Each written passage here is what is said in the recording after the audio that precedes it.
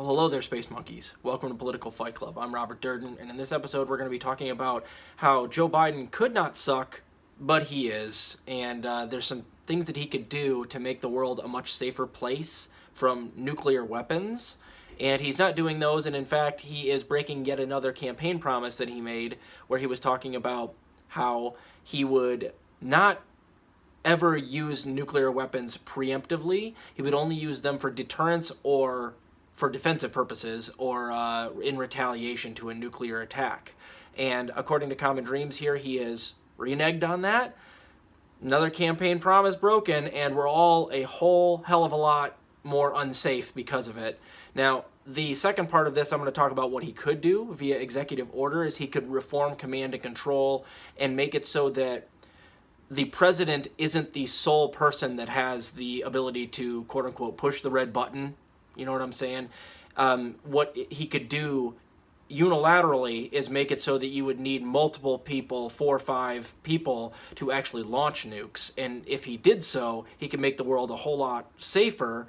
And in fact, the liberals are always talking about, like, how can we reform this so that Donald Trump can't get his, tiny little hands on the red button.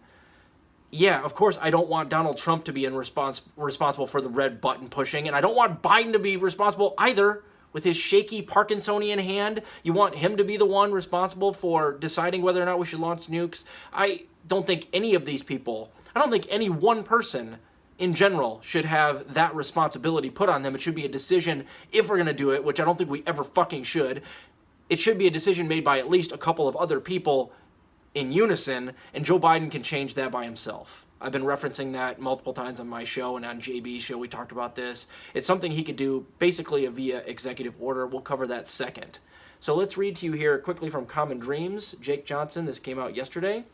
Dangerous. Experts slam Biden for keeping a first-use nuclear strike on the table. On the campaign trail, U.S. President Joe Biden said, quote, the sole purpose of the U.S. nuclear arsenal should be deterring and, if necessary, retaliating against a nuclear attack, and vowed to, quote, put that belief into practice. But amid growing tensions with Russia as it wages a deadly war in Ukraine, the president has reportedly abandoned that campaign promise. Big surprise there.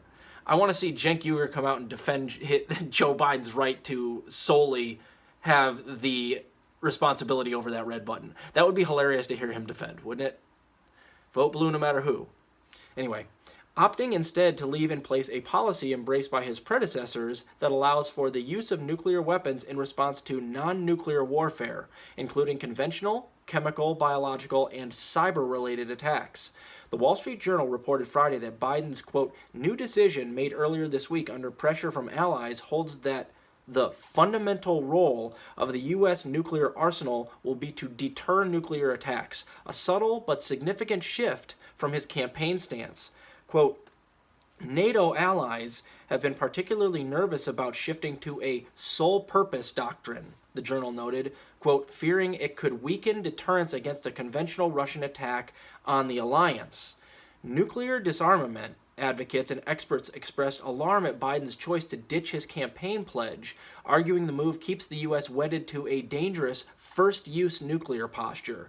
Quote, instead of distancing himself from the nuclear coercion and brinkmanship of thugs like Vladimir Putin and former U.S. President Donald Trump, Biden is following their lead. Derek Johnson, managing partner at the advocacy group Global Zero, wrote on Twitter, there's no plausible scenario in which a nuclear first strike by the U.S. makes any sense whatsoever. We need smarter strategies. Daryl Kimball, executive director at the Arms Control Association, similarly argued in a statement Friday that if reporting on Biden's position change is accurate, he will, quote, have missed a crucial opportunity to move the world back from the nuclear brink.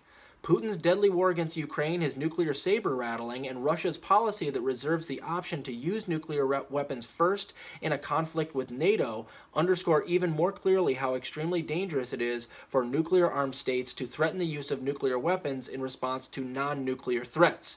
And it reinforces why it is necessary to move rapidly away from this dangerous Cold War-era thinking about nuclear weapons, Kimball added. Biden's decision on the United States nuclear posture, which has yet to be announced publicly, comes amid growing fears that Russia's assault on Ukraine could descend into nuclear disaster if immediate action isn't taken to de-escalate tensions, which Biden's not going to do that. He's not really, I don't think, even making a lot of these decisions. He's basically just like a puppet corpse that the elites put out there as a figurehead. He can barely talk anymore. But he is the president, and the use of nuclear weapons is left to the discretion of the president and the president alone. And he also has the power to unilaterally take that single responsibility from himself and from Donald Trump, let's face it, in 2024 when he wins again. So if you really cared about bringing the danger of nuclear war back, rolling it back, this would be one of the easiest things to do. But is Biden going to do that? Fuck no, he's not. We might die at the hands of one of these psychopaths running the United States, whether it's Trump or Biden. I don't want either one of them to have the singular responsibility of launching nukes. Do you? I would love for one of them to be like, yeah, I don't really want to be the one who has to decide this. We shouldn't ever use nuclear weapons regardless. But this is one of those things that I think would make people feel a little more safe. And let me tell you the dirty little secret here, guys. Russia's not going to launch nuclear weapons against anybody preemptively. It's going to be NATO fucking with them, or launching an attack of their own, or invading Moscow. It would take something astronomical for them to do that. So it behoves us to understand that, like, they're not going to fuck with us with nuclear weapons if we don't fuck with them. So can we stop posturing? Let's, like, if we're going to wage a war, can we at least agree we're not going to do nuclear holocaust across the globe? I don't know. I think it would be one of those things that I would back off on if I were president. And I wouldn't want that responsibility. Jesus Christ. Anyway, I've been referencing this for a while. This came out December of 2020 on prospect.org. Nuclear weapons are out of control, but Biden can make the world safer. Donald Trump left Joe Biden with a hot nuclear mess. Trump made every nuclear danger he inherited worse by the hawkish policies he and the Republicans pursued.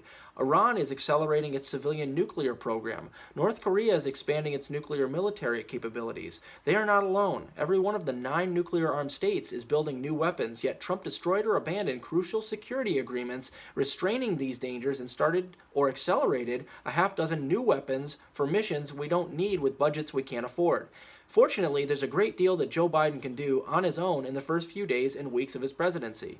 Can, but won't. He can quickly establish his authority over a nuclear weapons complex spiraling out of control. He can reduce the risk of nuclear war by accident, miscalculation, or madness, stop a new nuclear arms race, shave hundreds of billions of dollars off the military budget, and prevent new states from getting those weapons. By so doing, he can make America and the world more secure. Reform, command, and control. Nuclear weapons are often called the quote-unquote president's weapons. The commander-in-chief sets the policy, requirements, and size of the U.S. arsenal. He has sole, unfettered authority to launch one or all of the nation's almost 4,000 operational nuclear weapons. He need not consult with anyone. No one can counter his command. Since Trump did not press the button during his 4 years in the Oval Office, some may think that concerns about a madman destroying all of humanity are overstated. Not now that Biden's in office and that Trump is almost certainly going to get reelected. In truth, we dodged a nuclear bullet. As president, Biden should do all he can to ensure we never again come so close to self-annihilation. He's not going to do that. He's not going to do that. Biden does not need the permission of Congress to announce early in his tenure that procedures adopted by past presidents in the fearful days of the Cold War, including the first use of nuclear weapons in a conventional conflict, missiles ready to launch in minutes, and the sole authority of the president to fire these weapons, combine now to present an unacceptable risk of nuclear disaster. He can direct that U.S. policy is never start a nuclear war, and that we no longer need to keep our weapons on a hair-trigger alert, and that henceforth the president will need the concurrence of another senior official, such as the Speaker of the House, to launch nuclear weapons. And he can go further than that. He could use 3 or 4 people, and you need all of them to do it. He could do that if he wanted to. Now, I just read to you what he's actually doing. He's going the other way. This is a layup or a slam dunk, and Biden is shooting the wrong direction from the hoop. In fact, he is basically leaving the entire world population in danger of nuclear holocaust and placing all of that responsibility in his shaky ass hand. And again, when Trump takes over in 2024, in his tiny little hand. So I guess we keep voting for Democrats, right? Do you feel safer now that Joe Biden's in office and not Donald Trump? Do you feel safer now that he's the one getting to decide whether we press that little red button that ends life as we know it on this planet? I sure don't, but Cenk Uygur would argue that, wouldn't he? He would. I'd love to see him do that argument too. He'd be like, Joe Biden is definitely much less likely to start nuclear holocaust. Oh yeah? Oh yeah? Look where we are, fuckface! Anyway, I don't want to go too off the rails here. I highly recommend you read both of these articles in their entirety. This is something that seems so obvious. It seems so obvious, and yet the Democrats, or I don't want to even blame the Democrats, just Joe Biden. This is something he can do by himself. And no, he's not only not doing it, he's, speed walking that Parkinsonian shuffling gait the other way. He's going the opposite way instead. So, yeah, well, if you are fearful of nuclear annihilation or holocaust, if that's something that's been on your mind lately because of this whole Putin debacle, you should be. And that's because of Joe Biden and, of course, Vladimir Putin and their, sort of dick measuring and all the stuff they're doing right now. So it would be nice if we could all agree that, regardless of what wars are going to be going on, that we're not going to launch nukes against one another. But that's not happening. That's way too reasonable for this timeline. Keep fighting that good fight out there, guys. I'll talk to you later.